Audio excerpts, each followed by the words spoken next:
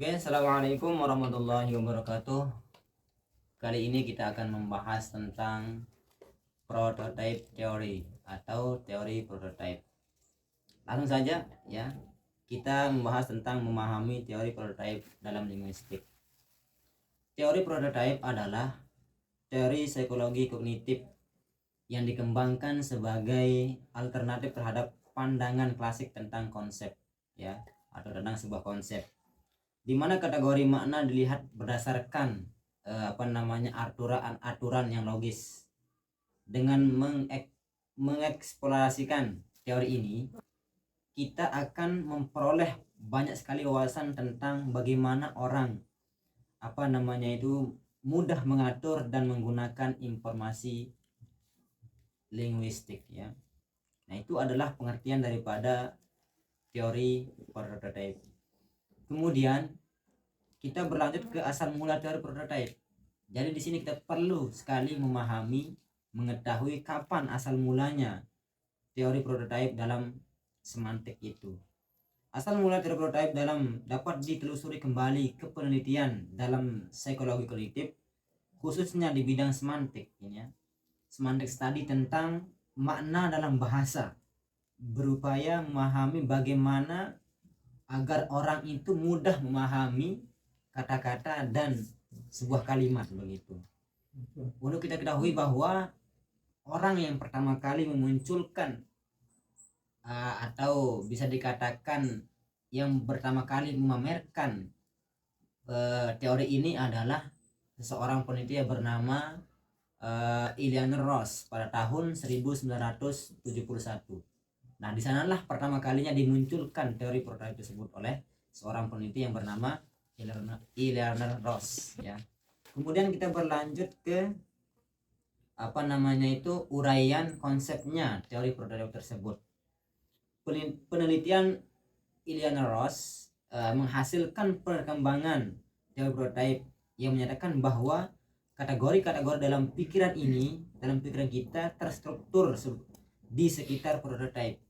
Nah, di sini ada beberapa karakteristik yang utama dalam teori tersebut, yaitu yang pertama adalah kategori dipresentasikan dalam pikiran melalui prototype. Contoh khas atau representatif dari kategori tersebut itu adalah karakteristik yang pertama dalam teori prototype tersebut.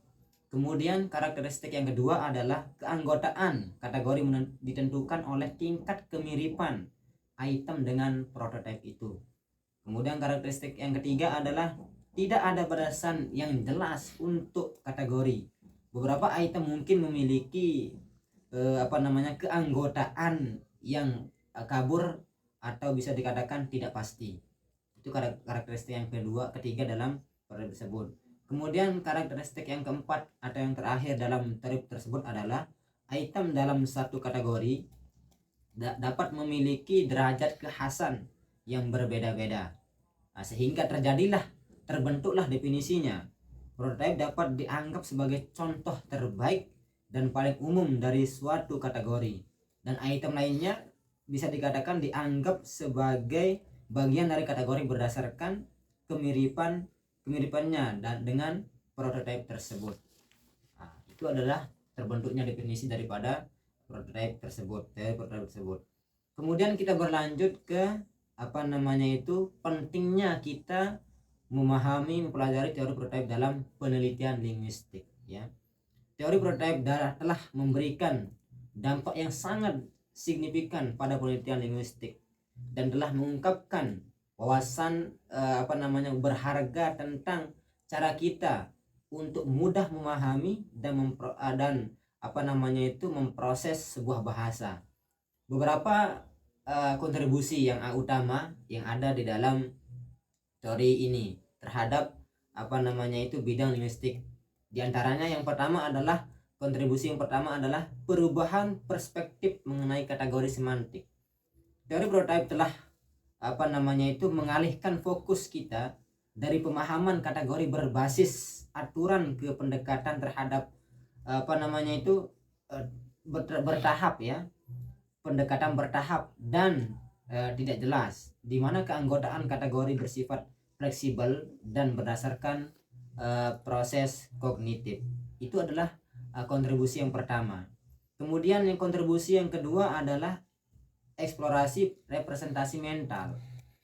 Para peneliti ya telah banyak memperoleh pemahaman yang lebih baik tentang bagaimana sih konsep dipresentasikan dan diorganisasikannya secara mental, yang menjelaskan proses kognitif yang terlihat pada pemahaman bahasa dan produksi.